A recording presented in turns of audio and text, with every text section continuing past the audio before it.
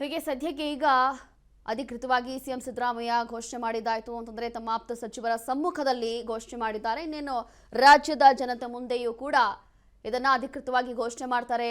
ಇನ್ನು ಸ್ವಲ್ಪದಲ್ಲಿ ಒಂದು ಸುದ್ದಿಗೋಷ್ಠಿ ಕೂಡ ಮಾಡ್ತಾರೆ. ಈ ಒಂದು ಸುದ್ದಿಗೋಷ್ಠಿಯಲ್ಲಿ ಅಧಿಕೃತವಾಗಿ ರಾಜ್ಯದ ಜನರ ಮುಂದೆ ಇದನ್ನ ಅವರು ತಿಳಿಸಲಿದ್ದಾರೆ ಅಂತಂದ್ರೆ ರಾಜೀನಾಮೆಯನ್ನ ಘೋಷಣೆ ಮಾಡುವಂಥದ್ದು. ಹಾಗಾಗಿ ಈಗ ಸದ್ಯಕ್ಕೆ ಆಗ್ತಾ ಇರುವಂತಹ ಬೆಳವಣಿಗೆ, ಸದ್ಯಕ್ಕೆ ಆಗ್ತಾ ಇರುವಂತಹ ಡೆವಲಪ್ಮೆಂಟ್ಸ್ ಯಾರು ಕೂಡ ಅಂದ್ಕೊಂಡಿರಲಿಲ್ಲ ಬಹುಶಃ ಇಷ್ಟು ಬೇಗ ಇದೆಲ್ಲವೂ ಕೂಡ ಆಗುತ್ತೆ. ಬೇಗ ಅನ್ನೋದಕ್ಕಿಂತ ಮುನ್ನ ಅಥವಾ 2.5 ವರ್ಷ ಏನು ಆವಾಗ ಆಯಿತು, ಕಳೆದ 6 ತಿಂಗಳ ಮುಂಚೆ ಯಾವಾಗ ಈ ಒಂದು ಕುರ್ಚಿ ಫೈಟು ಅಥವಾ ಈ ಒಂದು ಅಧಿಕಾರ ಬದಲಾವಣೆ ಇದೆಲ್ಲವೂ ಕೂಡ ಚರ್ಚೆ ಆಗ್ತಿತ್ತಲ್ಲ, ಆ ಸಂದರ್ಭದಲ್ಲೇ ಎಲ್ಲೋ ಒಂದು ರೀತಿಯಾಗಿ ಯಾರಿಗೂ ಕೂಡ ನಂಬಿಕೆ ಇರಲಿಲ್ಲ ಅಥವಾ ಯಾರು ಅಂದ್ಕೊಂಡಿರಲಿಲ್ಲ.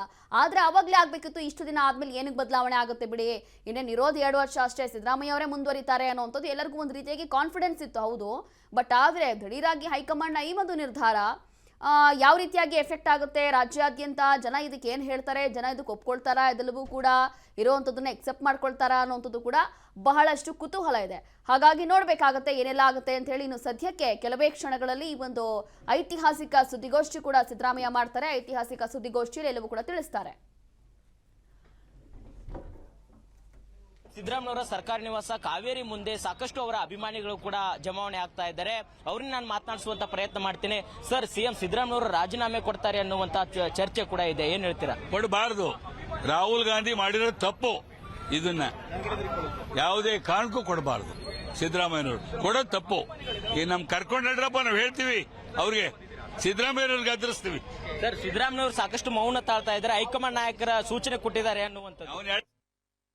ಗಾಂಧಿ ಎಳಸು ಮೊದ್ಲೆಯ ಅವ್ನ ಮಾತು ಕೇಳಬಾರದು.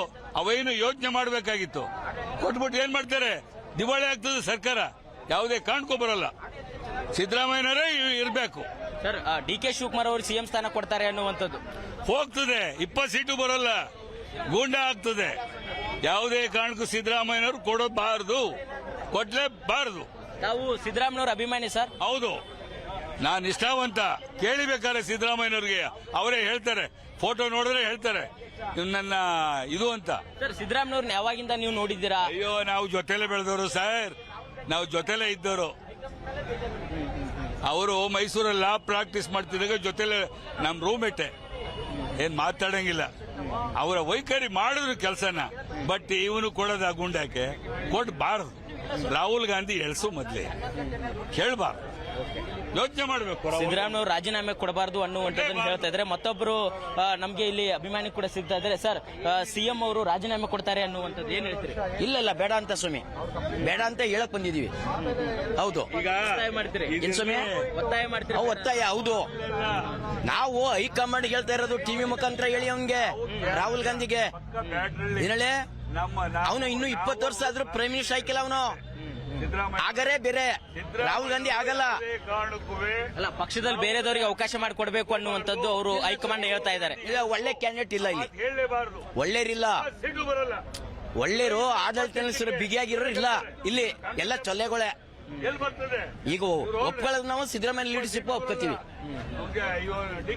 ಬುದ್ಧಿ. ನಾವು ಅದಕ್ಕೆ ಕೊಡಬಾರ್ದು ಅಂತ ಬಂದಿರೋದು ನಾವು. ಸರ್, ಮುಂದೆ ಕಾಂಗ್ರೆಸ್ ಪಕ್ಷಕ್ಕೆ ಹೊಡೆತ ಬೀಳುತ್ತಾ ಇದು? ರಾಜ್ಯನ ಏನಾರು ಇಳಿಸಿದ್ರೆ 20 ಸೀಟು ಇಲ್ಲ, ಕಾಂಗ್ರೆಸ್ 20 ಸೀಟು ಇಲ್ಲ, ಜೆಡಿಎಸ್ನವರು ಬಿಜೆಪಿ ಆಯ್ತಾರೆ ಇನ್ನು ಸಿಎಂ. ಅಂದ್ರೆ ಸಾಕಷ್ಟು ಅಭಿಮಾನಿಗಳು ಹೇಳ್ತಾ ಇದ್ದಾರೆ. ಒಂದ್ ಕಡೆ ಅವರು ಸಿಎಂ ಅವರು ಯಾವುದೇ ಕಾರಣಕ್ಕೂ ಕೂಡ ತಮ್ಮ ಸಿಎಂ ಸ್ಥಾನಕ್ಕೆ ರಾಜೀನಾಮೆ ಕೊಡೋದು ಬೇಡ, ಒಂದ್ ವೇಳೆ ಏನಾದ್ರೂ ಅವರು ರಾಜೀನಾಮೆ ಕೊಟ್ರೆ ಕಾಂಗ್ರೆಸ್ ಪಕ್ಷಕ್ಕೆ ದೊಡ್ಡ ಮುಂದೆ ಹೊಡೆತ ಬೀಳುತ್ತೆ ಅನ್ನುವಂಥದ್ದನ್ನು ಕೂಡ ಹೇಳುವಂತದ್ದು. ಹಾಗಾಗಿ ಇನ್ನೂ ಕೂಡ ಕೆಲವೊಂದಿಷ್ಟು ಅಭಿಮಾನಿಗಳಿದ್ದಾರೆ, ಅವ್ರನ್ನು ಕೂಡ ಮಾತನಾಡಿಸುವಂತ ಪ್ರಯತ್ನ ಮಾಡ್ತೀನಿ. ಸರ್, ಸಿಎಂ ಅವರು ತಮ್ಮ ಸಿಎಂ ಸ್ಥಾನಕ್ಕೆ ರಾಜೀನಾಮೆ ಕೊಡ್ತಾರೆ ಅನ್ನುವಂಥದ್ದು ಏನ್ ಹೇಳ್ತೀರಾ? ಯಾವುದೇ ಕಾರಣಕ್ಕೂ ಕೊಡಬಾರ್ದು ಸರ್. ಯಾಕೆ ಕೊಡಬೇಕು? ಅವರಿಂದ ಏನ್ ಅನ್ಯಾಯ ಆಗಿದೆ ಹೇಳಿ? ಏನ್ ಅನ್ಯಾಯ ಆಗಿದೆ? ಬಡ ಜನಗಳಿಗೆ ಬೀಳಂತ ದೊಡ್ಡ ಹೊಡೆತ ಇದೆ. ಅವ್ರಿಗೇನಾದ್ರು ಹೋದ್ರೆ ಬಡ ಜನಗಳಿಗೆ ದೊಡ್ಡ ಹೊಡೆತ ಬೀಳ್ತದೆ. ಕರ್ನಾಟಕ ಲೂಟಿ ಆಗ್ಬಿಡ್ತದೆ, ಲೂಟಿ ರಾಜ್ಯ ಆಗ್ಬಿಡ್ತದೆ. ಒಂದು ಕಂಟ್ರೋಲ್ ಇಟ್ಟಿರೋರೇ ಇವರು, ಇಡೀ ದೇಶಕ್ಕೆ ಮಾದರಿ ಆಡಳಿತ ಕೊಟ್ಟವ್ರೆ. 2 ವರ್ಷ ಇವರೇ ಕಂಟಿನ್ಯೂ ಆಗಬೇಕು. ಹೈಕಮಾಂಡ್ ನಾಯಕರು ಒತ್ತಾಯ ಮಾಡ್ತಿದ್ದಾರೆ ಅನ್ನುವಂಥದ್ದು. ಹೈಕಮಾಂಡ್ ನಾಯಕರು ಒತ್ತಾಯ ಯಾಕೆ ಮಾಡಬೇಕು? ಏನಾದ್ರು ಫಾಲ್ಟ್ ಇದೆಯಾ? ಈಗ 5 ಬೈ ಎಲೆಕ್ಷನ್ ನಡೀತು, ಏನಾದ್ರು ಸೋತಿದಾರ ಇವರು? ಯಾವ್ದಾದ್ರು 1-2 ಎಲೆಕ್ಷನ್ ಸೋತಿದಾರ ಸರ್? ಏನಿಲ್ವಲ್ಲ, ಯಾಕೆ ಕೊಡ್ಬೇಕು? ಇಲ್ಲ ಭ್ರಷ್ಟರು ಅಂತ ಏನಾದ್ರು ತೀರ್ಮಾನ ಆಗಿದೆಯಾ? ಏನಿಲ್ವಲ್ಲ. ಅಂದ್ರೆ ಏನು ಕಾಂಗ್ರೆಸ್ ಪಕ್ಷಕ್ಕೆ ಹೊಡೆತ ಬೀಳುತ್ತೆ ಸರ್ ಇದು? JDS ಆಯ್ತಲ್ಲ 60 ಸೀಟಿಂದ ಈಗ 17 ಸೀಟಿಗೆ ಬಂದಿದೆಯಲ್ಲ, ಅದಕ್ಕಿಂತ ಹೀನಾಯ ಸ್ಥಿತಿಗೆ ಹೋಯ್ತಿದೆ ಕಾಂಗ್ರೆಸ್. ಅದಂತೂ ಕಟ್ಟಿಟ್ಟು ಬುತ್ತಿ. ಅಂದ್ರೆ ಈಗ ಸಾಕಷ್ಟು ಅಭಿಮಾನಿಗಳು ಹೇಳ್ತಾ ಇದ್ದಾರೆ, ಸಿಎಂ ಸಿದ್ದರಾಮಯ್ಯವರು ಯಾವುದೇ ಕಾರಣಕ್ಕೂ ಕೂಡ ಅವರ ಸಿಎಂ ಸ್ಥಾನಕ್ಕೆ ರಾಜೀನಾಮೆ ಕೊಡಬಾರದು, ಯಾವುದೇ ರೀತಿ ಹೈಕಮಾಂಡ್ ನಾಯಕರ ಒತ್ತಡಕ್ಕೂ ಕೂಡ ಮಣಿಬಾರದು ಅನ್ನುವಂಥದ್ದು ಅಭಿಮಾನಿಗಳ ಮಾತಾಗಿರ್ತಕ್ಕಂಥವು. ಕ್ಯಾಮರಾ ಪರ್ಸನ್ ಶ್ರೀನಿವಾಸ್ ಜೊತೆ ಬಸವರಾಜ್ ಜುಗಾರ್, ರಾಜ್ ನ್ಯೂಸ್, ಬೆಂಗಳೂರು.